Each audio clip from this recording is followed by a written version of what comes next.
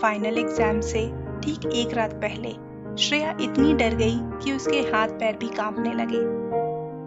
श्रेया की आंखों में एक अनोखी चमक थी जब वो हाथ में अपना रिपोर्ट कार्ड लिए दौड़ती हुई घर आई। इस बार भी उसे परीक्षा में 95% मिले थे।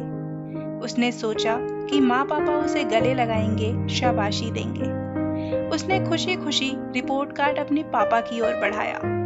पापा ने चश्मा ठीक किया, पन्नों को पलटा और एक ठंडी सांस भरकर कहा, 95% तो ठीक है श्रेया, पर बाकी के 5% कहाँ चले गए? तुमसे मैथ्स में कहाँ चूक हो गई? माँ ने भी पास आकर सिर हिलाया और बोली, थोड़ी सी और मेहनत करती तो शायद टॉप कर सकती थी। श्रेया के चेहरे की चमक पल भर में गायब हो गई। उसने धीरे से अपना रिपोर्ट कार्ड वापस लिया और चुपचाप अपने कमरे में चली गई। उस दिन के बाद से श्रेया बदलने लगी। शाम को जब बाहर से बच्चों के हंसने और खेलने की आवाजें आती तो वो खिड़की से बाहर देखती, फिर एक गहरी सांस लेती और फिर अपनी किताबों के ढेर में मुंह छुपा लेती।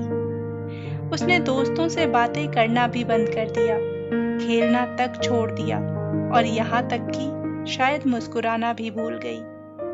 उसके मन में सिर्फ एक ही डर बैठ गया था, अगर मेरे नंबर कम आए तो माँ पापा मुझसे प्यार नहीं करेंगे। फाइनल एग्जाम से ठीक एक रात पहले श्रेया अपनी स्टडी टेबल पर बैठी थी।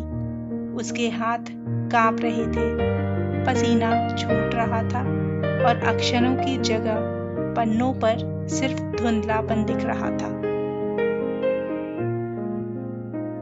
घबराहट इतनी बढ़ गई कि उसका दम घुटने लगा। अचानक वो जमीन पर बैठ गई और सिसक सिसक कर रोने लगी। आवाज सुनकर माँ भागती हुई कमरे में आई। क्या हुआ श्रेया, बीमार लग रही हो तुम?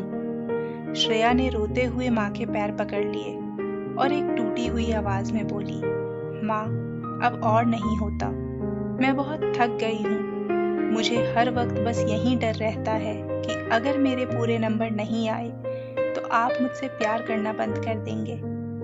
ये सुनते ही माँ जैसे सन्न रह गई। रसोई से भाग कर आए पापा के हाथ से पानी का गिलास छूट गया। उन्होंने अपनी बेटी के पीले पड़ चुके चेहरे और रो रो कर लाल हुई आंखों को देखा। उसे एक पल में दोनों को एहसास हुआ कि 100 अंक पाने की दौड़ में वे अपनी ही बच्ची की खुशी छीन चुके थे। पापा ने तुरंत झुककर श्रेया को गले लगाया और उसकी किताबें बंद कर दी। माँ ने प्यार से उसके आंसू पोंछते हुए कहा, हमें 100 नंबर की बेटी नहीं चाहिए श्रेया, हमें हमारी मुस्कुराती हुई बेटी चाहिए। उस रात के बाद घर का माहौल बदल गया। अब पढ़ाई के समय पढ़ाई होती थी, लेकिन शाम को खेलने के लिए भी कहा जाता था। श्रेया के कंधों से डर का बोझ अब हट चुका था। वो फिर से मुस्कुराने लगी थी और इस बार उसकी पढ़ाई में डर नहीं बल्कि सुकून था। डियर पेरेंट्स, कभी कभी हम अनजाने में अपने बच्चों पर पढ़ाई के लिए जरूरत से ज्यादा प्रेशर बनाने लगते हैं। याद रखिए, पढ़ाई बहुत जरूरी है, लेकिन उसके साथ साथ बच्चों का बचपन और सेहत भी उतना ही जरूरी है।